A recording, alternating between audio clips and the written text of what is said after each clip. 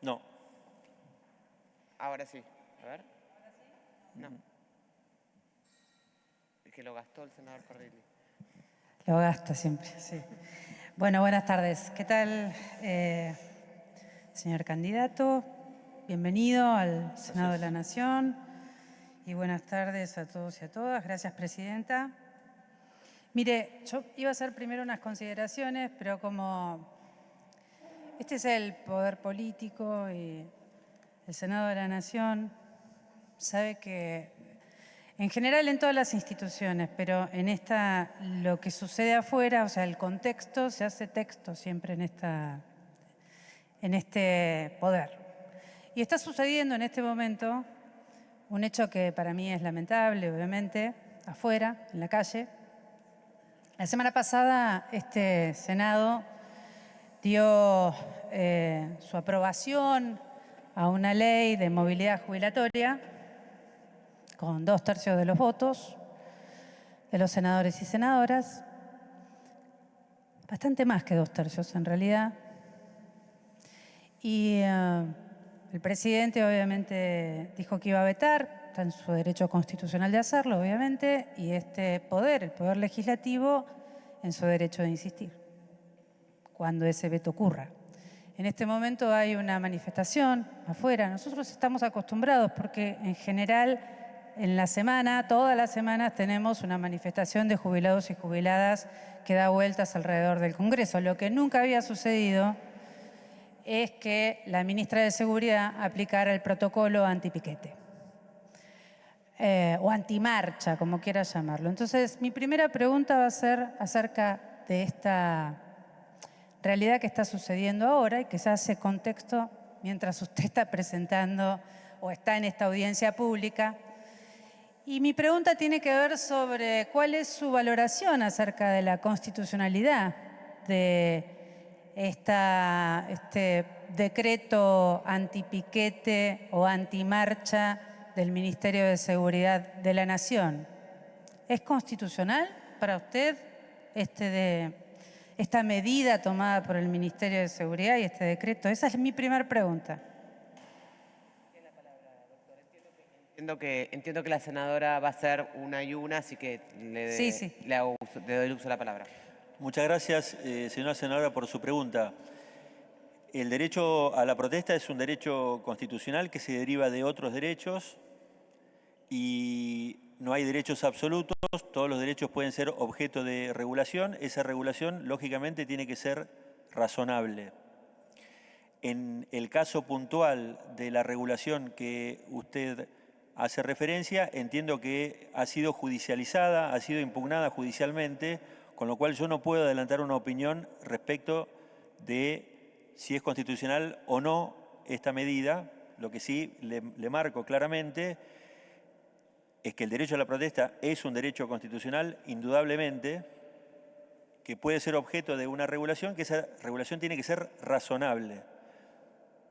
Otra cosa no puedo decir porque, insisto, fue hasta donde tengo, digamos, fue judicializado específicamente este caso.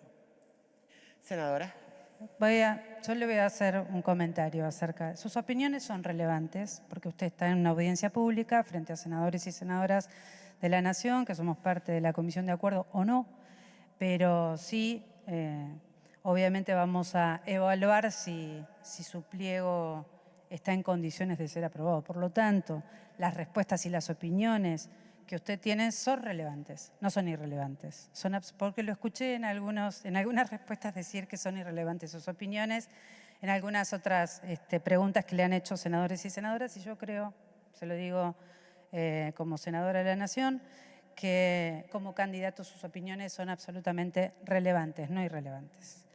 Bueno, ahora sí voy a empezar con una consideración. Esta pregunta la hice porque fue inmediata, así que porque está sucediendo en este momento y me es muy importante saber su opinión, es relevante su opinión para mí sobre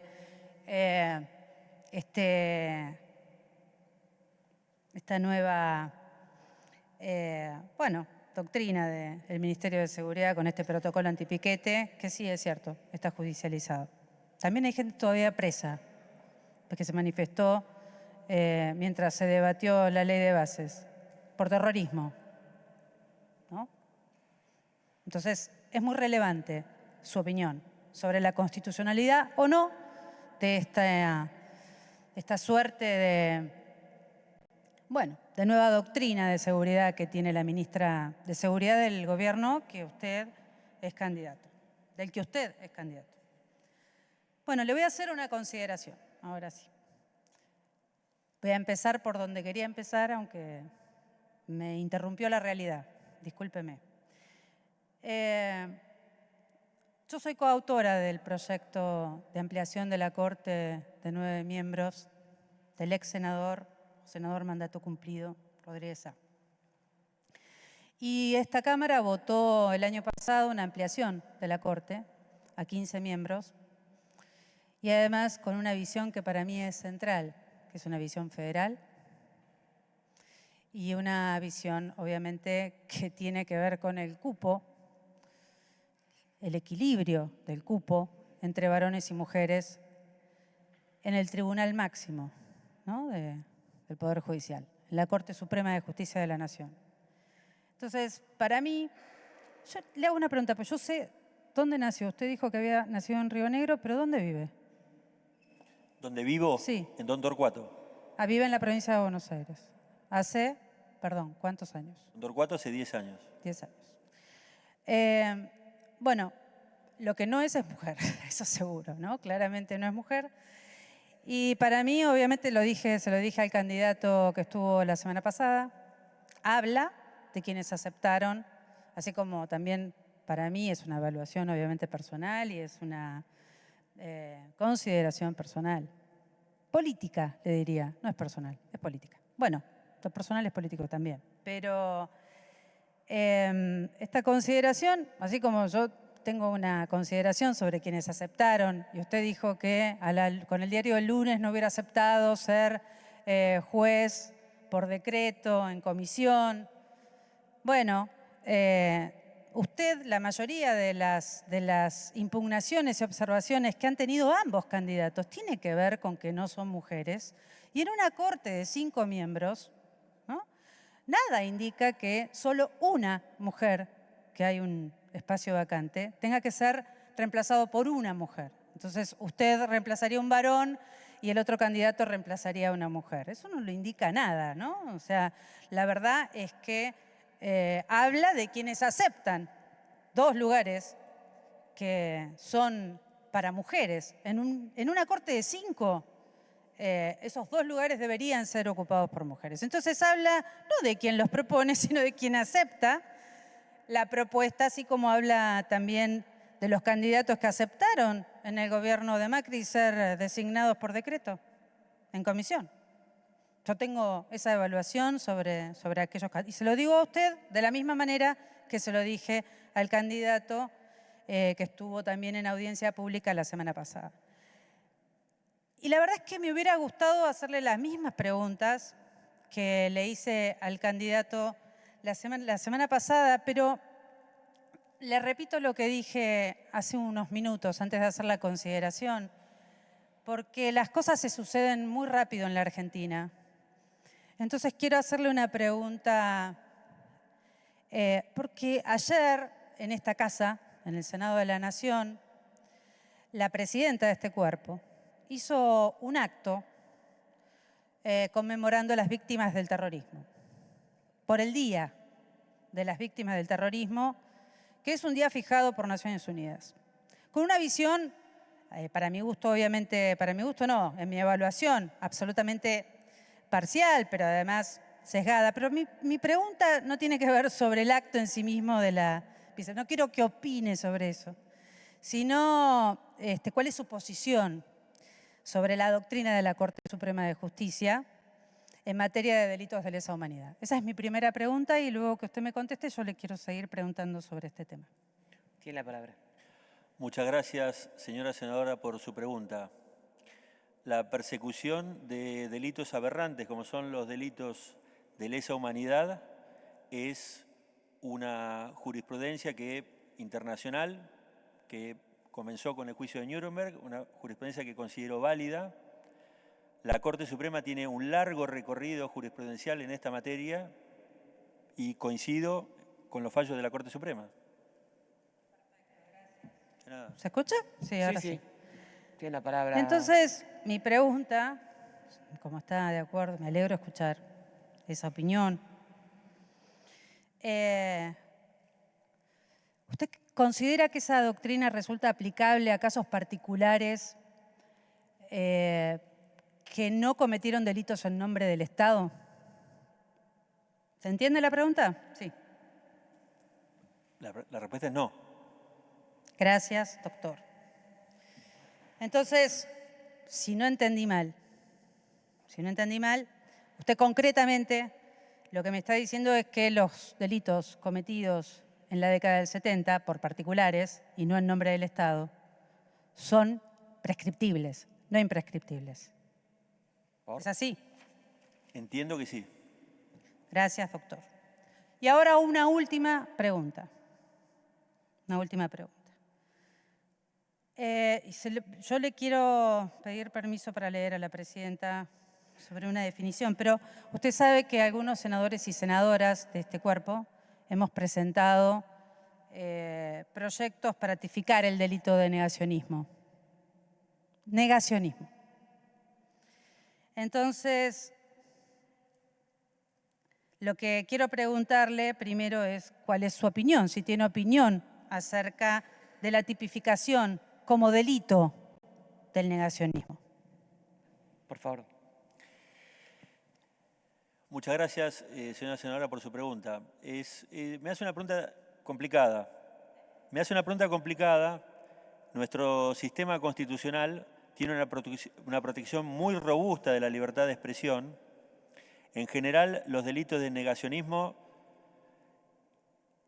se tipifican en países europeos que tienen una concepción distinta de la libertad de expresión.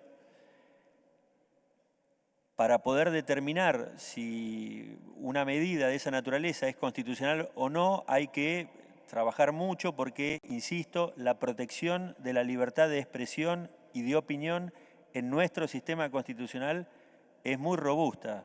Hay muchas normas que protegen la libertad de opinión de manera contundente, con lo cual una ley que eventualmente castigara determinadas opiniones, por muy aberrantes que nos parezcan, podría llegar a ser sospechada de inconstitucionalidad. Es un tema complejo, no es fácil. Bueno, está bien, acepto la respuesta, digamos. Yo le quería leer cuál es la definición que por lo menos en alguno de los proyectos teníamos sobre negacionismo, pero como está el tema de las declaraciones públicas, ya sé su respuesta. Digamos, usted cree que entra en coalición con uno de los derechos, ¿no? Hay derechos que entran en coalición con otros derechos, ¿cierto? ¿No? ¿Sí, doctor? Entonces, en esta coalición de derechos, ¿no? De poder... yo creo que es importante, si me permite, que reconsidere usted la respuesta que me acaba de dar, a ver si la puede ampliar un poco, no reconsiderarla, perdón, si la puede ampliar un poquito. Porque es cierto que nuestro sistema jurídico respeta y tiene, obviamente, le da mucha importancia a la libertad de expresión y así tiene que hacerlo. O sea, pero también hay derechos en coalición, ¿no? Entonces, me gustaría que pudiera profundizar un poco sobre ese derecho de coalición, ¿no? Sobre esos dos derechos que coalicionan. Si le quiero ahora sí leer, permítame leerle cuál es la definición de los proyectos, ¿no? Así tiene una visión más acabada de lo que estamos hablando, porque por ahí toda acción, el negacionismo sería toda acción u omisión que suponga exteriorizar por cualquier medio declaraciones públicas tendientes a reivindicar, justificar, negar, relativizar los delitos cometidos por hechos de genocidio, crímenes de lesa humanidad y actos de terrorismo de Estado realizados durante la última dictadura militar argentina, comprendida entre los años 76 y 83. Tiene la palabra, doctor. Muchas gracias, señora senadora, por su pregunta. Insisto en la posición que le marqué y le aclaro una cosa. Tengo sangre judía. O sea, entiendo perfectamente bien lo que es el genocidio y entiendo perfectamente bien lo que es el negacionismo en otro contexto. Lo que le quiero transmitir desde el punto de vista jurídico, que la protección a la libertad de expresión en nuestro sistema es muy robusta. En este caso particular, el Congreso de la Nación estaría sancionando una ley, hay que ver el detalle, que podría llegar a colisionar. Entiendo perfectamente la definición que usted hace de negacionismo y el contenido. Algunas de las expresiones que usted me mencionó podrían implicar un delito, otras tal vez no. Tendría que ver la regulación en concreto. Lo que sí le transmito, porque acá hay un problema en general, fuera del negacionismo, olvídese, tomemos el derecho al olvido. Cuando uno ve cómo se regula la libertad de expresión en Europa y la compara con Estados Unidos, hay concepciones muy distintas de la libertad de expresión. Nosotros, para bien o para mal, hemos adoptado un sistema de protección de la libertad de expresión que es, tal vez porque valoramos la democracia, que es muy robusto. Y a diferencia de otros países, hay ciertas regulaciones que son normales y pasarían un test de constitucionalidad tranquilamente en países de Europa que acá tendrían problemas precisamente porque la protección de nuestro sistema es mucho mayor. Entendido perfectamente. Gracias, doctor. No tengo más preguntas, presidenta. Muchas gracias. Tenía la palabra el senador.